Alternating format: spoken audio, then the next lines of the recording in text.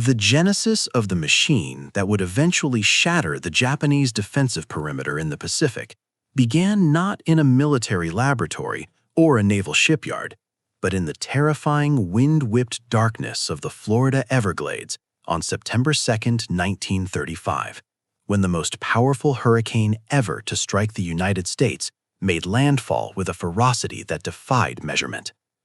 The Labor Day hurricane turned the vast, swampy expanse of the Okeechobee region into a chaotic death trap, where the boundary between land and water ceased to exist, creating a humanitarian nightmare that haunted the conscience of the nation, and specifically the mind of Donald Roebling, a wealthy, eccentric engineer living in Clearwater, whose family name was already etched into American history through his grandfather, Washington Roebling, the builder of the Brooklyn Bridge.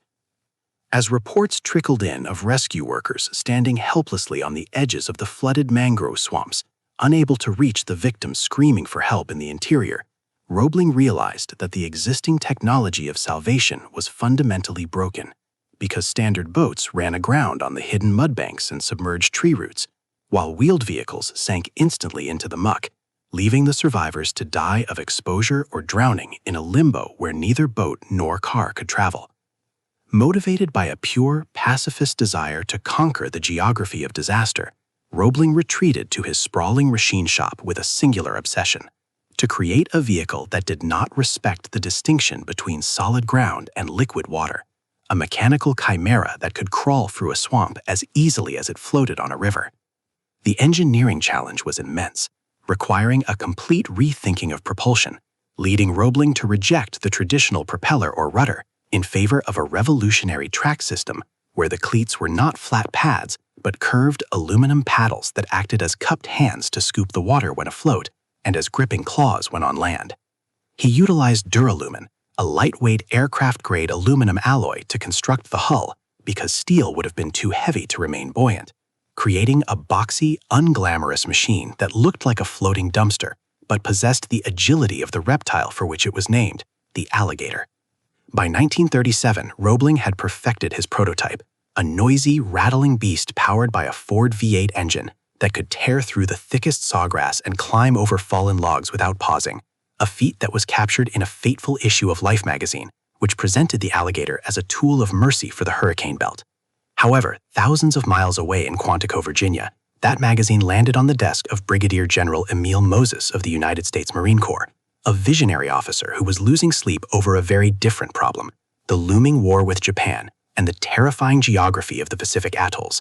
Moses knew what the Navy refused to admit, which was that the standard landing craft of the day, the wooden-hulled Higgins boats, were fatally flawed for the coming conflict, because they required deep water to float and a sandy beach to land, meaning that any coral reef acting as a barrier offshore would stop the invasion force dead in the water, forcing Marines to wade hundreds of yards through chest-deep surf into the teeth of enemy fire. When Moses looked at Roebling's hurricane rescue boat, he didn't see a humanitarian tool. He saw the solution to the reef problem, a vehicle that could swim over the coral and drive up the beach, bypassing the kill zone entirely. The collision between these two worlds, the wealthy, altruistic inventor and the pragmatic, desperate general, occurred in 1940, when Moses arrived at Roebling's estate to witness a demonstration, watching in awe as the alligator roared out of the bay, hit the mudflat at full speed, and clawed its way up a steep embankment, crushing the vegetation under its tracks with a violence that made the general smile. Roebling was initially horrified by the military interest, protesting that his creation was designed to save lives, not to take them, and he argued that the aluminum hull was far too thin to stop a bullet, and that the tracks were designed for swamp grass, not for the abrasive, razor-sharp coral of a combat zone. He feared the corruption of his design, foreseeing that the military would weigh it down with armor and guns until it sank. But Moses was relentless, appealing to Roebling's patriotism and the grim logic that the only way to save American lives in the future was to possess a machine that could deliver them safely onto a hostile shore. After the attack on Pearl Harbor, the moral debate ended, and Roebling's workshop was transformed from a rich man's hobby shop into the birthplace of the LVT, Landing Vehicle Tract, marking the ironic and tragic beginning of the swamp ghost's journey from the peaceful mangroves of Florida to the blood-soaked reefs of the Pacific, where the vehicle designed to rescue hurricane victims would soon be asked to carry young men into the man-made storm of total war. The morning of November 20th, 1943 dawned over the Batio Islet in the Tarawa Atoll with a deceptive serenity. The sky a brilliant, cloudless cobalt that belied the man-made apocalypse about to unfold on the surface of the lagoon, where the theories of amphibious warfare were about to collide with the brutal realities of hydrography in a disaster that would scar the soul of the Marine Corps forever. The plan devised by the tactical planners was a symphony of violence predicated on a single critical variable, the tide, which the calculations of the naval hydrographers predicted would rise high enough by 0900 hours to allow the flat-bottomed Higgins boats, LCVPs, dragging 4 feet of water to float over the jagged coral reef that encircled the island like a medieval moat. However, nature, indifferent to the schedules of men, delivered a neap tide, a rare and unpredictable phenomenon where the gravitational pull of the moon and sun canceled each other out, leaving the water over the reef stagnant at a shallow depth of barely 3 feet, a fatal miscalculation that turned the lagoon into a slaughterhouse. Private First Class Miller, crouched in the heaving belly of a Higgins boat in the 4th wave, felt the adrenaline sour into nausea as the engine roared and the coxswain steered toward the smoking palm trees of Red Beach 2, believing that the massive naval bombardment had pulverized the Japanese defenders. But as the boat surged forward, there was a sickening, grinding crunch that vibrated through the hull, not the soft slide of sand, but the harsh, skeletal scrape of wood against coral rock. The boat shuddered and stopped dead, its engine whining in futile protest, 500 yards from the shore. The coxswain screamed the order that every Marine dreaded. "Reefed! Everybody out! You have to wade!" Miller looked over the gunwale and saw a nightmare. The water was not a protective depth, but a waist-high expanse of churned white foam that offered no cover. And ahead of him, the suppressed Japanese garrison was alive, manning their Type 92 heavy machine guns and 47mm anti-boat guns with disciplined fury. As the ramp dropped, Miller stepped into the water and instantly felt the drag of his equipment, his soaked dungarees and ammunition belts turning him into a slow-moving target in a shooting gallery where the enemy couldn't miss. The slaughter that followed was mechanical and relentless. Thousands of Marines were forced to perform a slow-motion death march through the lagoon, the water around them turning a milky pink and then a deep, opaque crimson as entire squads were cut down before they could fire a single shot. The bullets hissed into the water like angry hornets, and the air was filled with the chaotic noise of screaming men and exploding mortar shells, creating a scene of carnage so absolute that it seemed the invasion had failed before it reached dry land. Yet, amidst this tableau of destruction, there was a surreal anomaly, a stark technological contrast that proved the validity of Donald Roebling's vision. Leading the very first waves were not the Higgins boats, but a motley collection of LVT-1 alligators, the unarmored logistical versions of the amphibious tractor. To the eyes of the Japanese defenders, these vehicles were terrifying mechanical monsters, their tracks churning the water with a distinctive clatter as they approached the reef that had stopped the boats. Instead of grounding, the LVTs simply kept coming. Their curved aluminum cleats bit into the coral rock, the tracks found traction on the slippery surface, and the machines heaved themselves up and over the barrier like amphibious tanks, dropping into the lagoon on the other side and continuing relentlessly toward the beach. The Marines inside the LVTs were dry, mobile, and protected from the small arms fire that was decimating their comrades in the water. And as the tractors crawled up onto the sand of Batillo, they delivered their troops directly into the fight, bypassing the kill zone of the lagoon entirely. The tragedy of Tarawa was not that the technology failed, but that there wasn't enough of it. Only the first 3 waves were equipped with LVTs, while the remaining waves were consigned to the Higgins boats and the horror of the wading assault. Miller, miraculously reaching the seawall while his friends floated face down in the lagoon behind him, watched an LVT burn on the beach, its thin skin pierced by a heavy-caliber round because it lacked armor, but he realized with a survivor's clarity that the ugly, noisy machine was the only reason the Marines had a foothold at all. The ocean had become a wall, and the Higgins boat had failed to climb it, leaving the swamp rescue vehicle as the only key that could unlock the door to the Japanese Empire. As the sun set on a beach piled high with bodies, the message was written in blood for the admirals to see. The era of the boat was over, and if the United States wanted to win the Pacific, they would need to build thousands of these mechanical alligators, and they would need to wrap them in steel. The after-action reports from Tarawa arrived in Washington, D.C. not as dry stacks of paper, but as a scream of collective outrage from the Marine Corps, detailing the horrific cost of sending soft-skinned vehicles into a hardened kill zone. General Holland Howling Mad Smith, reading the casualty lists that included over 3,000 dead and wounded in just 76 hours, issued a directive that effectively ended the era of the waiting assault. No Marine will ever walk across a reef again. The mandate was absolute, but the engineering reality was terrifyingly complex. For the LVT-1 alligator that Donald Roebling had designed was never intended to be a tank. It was a rescue boat made of lightweight mild steel and duralumin, designed to float over flooded golf courses, not to deflect 7.7mm armor-piercing rounds. The Marines on Tarawa had dubbed the unarmored LVTs suicide crates because the thin hull plating could be penetrated by high-velocity rifle fire, turning the interior into a ricochet chamber of shrapnel and spalling metal. The challenge facing the engineers at the Food Machinery Corporation, FMC, in San Jose and Riverside was a brutal lesson in the physics of buoyancy.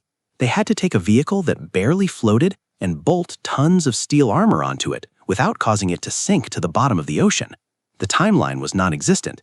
The invasion of the Marianas was scheduled for the summer of 1944, giving them only months to transform a logistical carrier into a weapon of assault. The result was a frenzy of industrial improvisation that birthed a new species of mechanical violence, known as the amp tank. The first iteration, the LVT-A1, was a Frankenstein's monster of spare parts and desperate ingenuity. The engineers took the turret of an M3 Stuart light tank, complete with its 37mm cannon, and grafted it onto the roof of the LVT, converting the open-topped cargo bay into a sealed armored fighting compartment.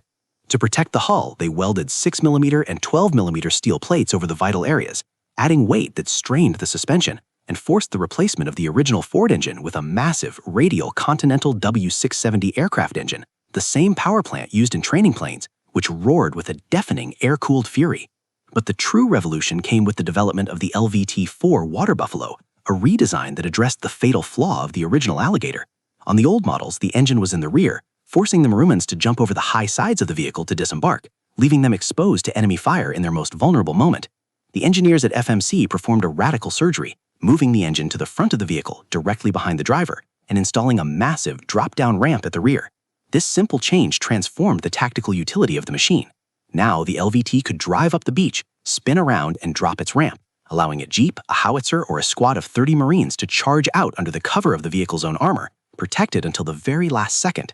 The factories in California and Florida shifted to a 24-hour war footing, the air thick with the smell of ozone from arc welders, as thousands of workers, many of them women, assembled the hulls with a speed that rivaled the automotive assembly lines of Detroit. They were building a fleet of amphibious tanks that were ugly, ungainly, and deafeningly loud, vibrating so violently that crews often lost the feeling in their hands. But they were machines that could ignore the geography of the shoreline. The swamp ghost had shed its pacifist skin. It was no longer the humanitarian invention of Donald Roebling, designed to save hurricane victims. It was now a hardened carapace of war, bristling with .5 caliber machine guns and flamethrowers, painted in the dark, non-reflective blue of the Navy or the camouflage patterns of the Marines. The alligator had evolved into a predator, and as the new models rolled off the flat cars to be loaded onto the transport ships, they represented a fundamental shift in the philosophy of the Pacific War. The United States was no longer just going to land on the beaches. They were going to drive over them, bringing their own cover with them, turning the surf zone from a place of slaughter into a highway of invasion. The Japanese commanders, still analyzing the victory of the coral reefs at Tarawa, believed they had found the American weakness. They did not know that the Americans had simply gone back to the shop and built a mechanical solution that would render the reef irrelevant. By the morning of June 15, 1944, the island of Saipan in the Marianas had been transformed by the Japanese 31st Army into a fortress that was theoretically impregnable, a jagged spine of volcanic rock and limestone surrounded by a coral reef that was even more treacherous than the one at Tarawa. Captain Sato, a company commander in the 136th Infantry Regiment, peered through the slit of his concrete pillbox overlooking the landing beaches at Charon-Kanoa, feeling a grim confidence rooted in the geography of the kill zone. He had studied the reports from Tarawa meticulously, and his defensive plan was predicated on a specific sequence of events. The American boats would hit the reef 600 yards out, the Marines would be forced to wade through the chest-deep water, and his pre-sighted heavy machine guns, filing interlocking bands of fire, would annihilate them long before they reached the dry sand. Sato watched the horizon, where the massive American invasion fleet filled the ocean, waiting for the moment when the landing craft would drop their ramps at the reef's edge, signaling the beginning of the slaughter. But as the naval bombardment lifted, leaving the palm trees shattered and smoking, Sato saw something that defied his understanding of amphibious warfare. The first wave was not composed of the flat-bottomed boats he expected, but of hundreds of strange boxy shapes that sat low in the water, churning toward the shore with a terrifying rhythmic roar. These were the AMP tanks, the LVT-1s and the new LVT-4s armed with 75mm howitzers, serving as the vanguard for the troop carriers behind them. As they approached the white line of breaking surf where the reef rose from the depths, Sato ordered his men to hold fire, waiting for the vehicles to ground out and become stationary targets. They never stopped. Inside Lucky Lady, an LVT-4 of the 2nd Armored Amphibian Battalion, Corporal Tex Miller gripped the handles of his .30 caliber machine gun, his body vibrating in sync with the violent shudder of the Continental aircraft engine screaming just behind his back. The interior of the LVT was a sensory hell of deafening noise, blue exhaust smoke, and the metallic heat of an oven. But to Tex, who had survived the waiting nightmare of Tarawa, this steel box was a sanctuary. He felt the vehicle pitch up violently as the tracks made contact with the coral, the aluminum cleats grinding against the limestone with a sound like 1,000 chainsaws cutting through bone. Instead of getting stuck, the Lucky Lady simply lurched forward, its tracks finding purchase on the jagged rock, heaving the 7-ton beast up out of the deep water and onto the reef flat. Tex watched through the vision slit as the water dropped away, and suddenly they were no longer a boat, they were a tank driving on a wet highway. Ahead of them, the LVT-1s opened fire, their turret-mounted cannons blasting the Japanese pillboxes at point-blank range while moving at 6 knots, a feat of mobile firepower that the Japanese had never encountered. Captain Sato watched in horror as the boats he was supposed to sink simply crawled over the barrier that was the cornerstone of his defense. The mathematical certainty of his kill zone evaporated instantly. He couldn't target a waiting line of infantry because there was no waiting. The vehicles crossed the 600 yards of lagoon in minutes, immune to the non-machine gun fire that pinged harmlessly off their 12mm steel hulls and roared up onto the beach. But the true shock came when the LVTs hit the sand. In the old doctrine, the landing craft would drop their ramps at the water's edge, leaving the Marines to sprint across the most dangerous strip of beach exposed to fire. At Saipan, the LVTs didn't stop at the water. They drove through the beach defense line, crushing the barbed wire and sandbags under their tracks, pushing inland to the cover of the tree line before turning around. The rear ramp of the Lucky Lady dropped with a hydraulic hiss, and 30 Marines charged out, not into the surf, but onto solid ground, their boots dry and their weapons clean, already behind the first line of Japanese defenses. It was a complete tactical subversion. The water's edge, which had been the line of death in every previous amphibious assault, had been rendered irrelevant by a machine that refused to acknowledge the transition from sea to land. Sato realized with a sinking heart that his fixed fortifications were useless against an enemy who brought his own mobile cover. The swamp ghost had turned the coral reef from a fortress wall into a paved highway, and as thousands of LVTs poured onto the island like a colony of mechanized ants, delivering tanks, artillery, and men deep into the Japanese rear, the battle for the beach was lost before a single Japanese soldier could fix a bayonet. The Americans had not just landed, they had overrun the geography itself. By February 1945, the geography of the Pacific War had shifted from the razor-sharp coral of the Marianas to the surreal alien landscape of Iwo Jima, an island composed not of rock, but of loose volcanic ash that possessed the consistency of coarse coffee grounds and the sucking power of quicksand. When the Marines of the 4th and 5th Divisions hit the beaches under the brooding shadow of Mount Suribachi, the reef problem of Tarawa was instantly replaced by the traction problem of the black sand, a geological nightmare that immobilized every wheeled vehicle the Americans attempted to land within minutes of their arrival. The jeeps, the 2.5-ton trucks, and even the Sherman tanks found themselves burying their axles in the soft grit, their wheels spinning helplessly as they became static coffins for Japanese mortars to bracket. creating a logistical bottleneck that threatened to strangle the invasion on the waterline. It was here, in this monochromatic hellscape where the ground itself seemed to be fighting against the invaders, that the LVT achieved its final and most noble evolution, transforming from a mere assault vehicle into the singular lifeline of the entire operation. We witnessed the chaos through the bloodshot eyes of Corporal Sully Sullivan, a driver of an LVT-4 Water Buffalo, who found himself running a continuous sleepless shuttle service between the supply ships and the front lines.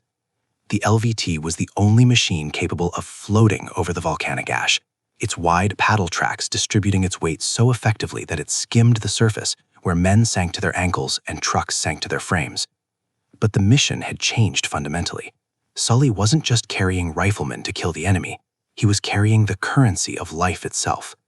On the inbound trips, his cargo bay was stacked high with crates of plasma, morphine, and flamethrower fuel, the essential commodities required to keep the offensive moving inch by bloody inch. However, it was on the return trips that the Swamp Ghost truly reclaimed its original soul. When Sully dropped the rear ramp near the aid stations, it wasn't to unleash a squad of killers, but to load a tragic cargo of broken bodies. The LVT, with its spacious rear cargo bay protected by high steel walls, became a hardened ambulance, the only viable method to evacuate the catastrophic number of casualties from the meat grinder of the interior back to the hospital ships waiting offshore.